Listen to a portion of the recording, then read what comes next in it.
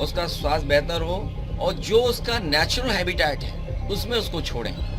और जो मुकदमे लगे हैं, जब सारस आपके पास आ गया, सीसीटीवी पे आप देख रहे हो, हमें भी दिखा दिया, तो अब आरिफ पे जुर्माना और कानून की धाराएं क्यों?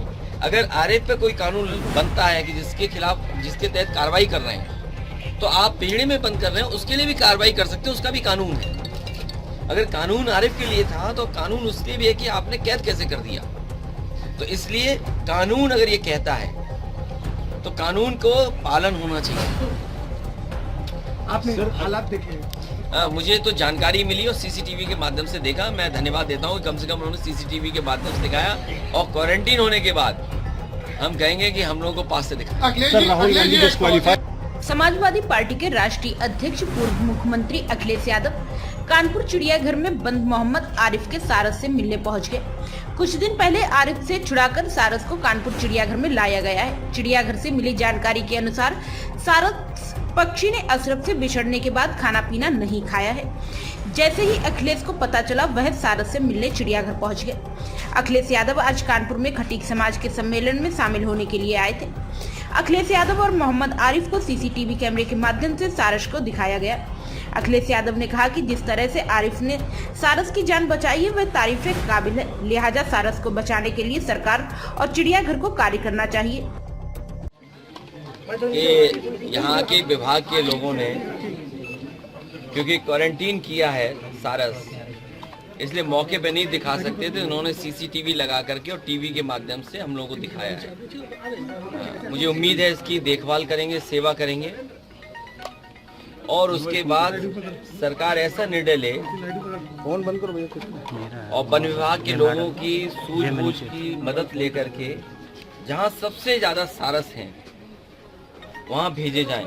मुझे याद है समाजवादी सरकार में सारस के लिए संरक्षण केंद्र बनाने के लिए पैसा दिया गया था, बजट की तैयारी की गई थी, और इटावा में लाइन सफारी के आसपास या समान या सरसई नावर, लाग बहोसी, इनके किनारे कहीं सारस का संरक्षण केंद्र बन जाए। और इसलिए ज़रूरी था क्योंकि उस इलाके में इटावा, मैनपुरी, फिरोजाबाद, कानपुर देहात, रायबरेली, इधर सारस की संख्या बहुत है।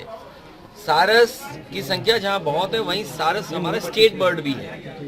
मैं सबसे ज़्यादा धन्यवाद और बधाई आरिफ को दूंगा कि जब सारस घायल हुआ, चोट लगी उसके पैर में, उड़ नहीं पा रहा था, उस समय सबसे ज़्यादा सेवा करना, उसका इलाज कराना, मदद करना, ये आरिफ ने किया।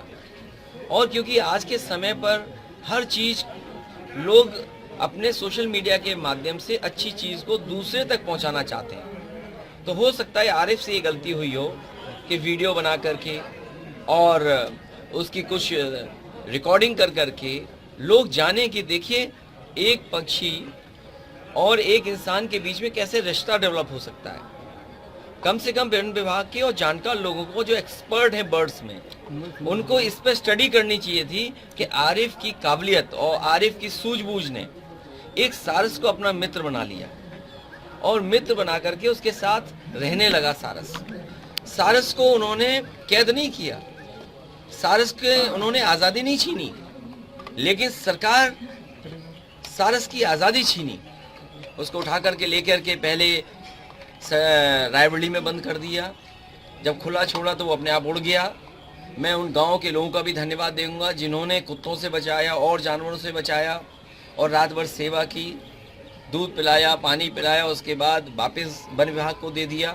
अब वन विभाग की और फॉरेस्ट की जिम्मेदारी है कि सारस को उसका संरक्षण करें, उसका स्वास्थ्य बेहतर हो और जो उसका नेचुरल हैबिटेट है उसमें उसको छोड़ें। और जो मुकदमे लगे हैं, जब सारस आपके पास आ गया, सीसीटीवी पे आप आपको जब पता चला तो आप मिलने गए, उसके बाद ही दोनों को जुदा कर दिया जाए, क्या कहेंगे? ये कमाल की सरकार है, मैं जिससे मिलने जाता हूँ उस पर कार्रवाई हो जाती है। और ये कोई अच्छी परंपरा नहीं है। अगर आप गड्ढे खोद रहे हो तो ये समझ लो गड्ढे अपने लिए खोद रहे हो, और अगर आप जो आज बो रहे हो वो कल काटना भी पड़ेगा आपको। तो अगर आप ये परंपरा डाल दोगे कि अगर मैं किसी इरफान विधायक से मिलने चला जाऊं तो आप महाराजगंज भेज देंगे घर से दूर, कोई हमारी पार्टी का करीब है तो उसके झूठे मुकदमे लगा देंगे आप। आरिफ जो सारस की सेवा कर रहा था, मैं जानना चाहता हूं जब उसको मदद की जरूरत थी तो ये कहाँ थे? जब वो घायल सारस था तब सरकार और सरकार के लोग कहाँ थे? तो कम से कम सरकार को ऐसे लोगों का सम्मान करना चाहिए था और कम से कम पुरस्कार देना चाहिए था, जिससे कम से कम लोगों को सारस या किसी पंछी के प्रति प्रेम बढ़ता। सर, राहुल गांधी डिस्क्वालीफाई हो गए हैं, क्या पीएम मोदी इक्की फेस होंगे 2024 में?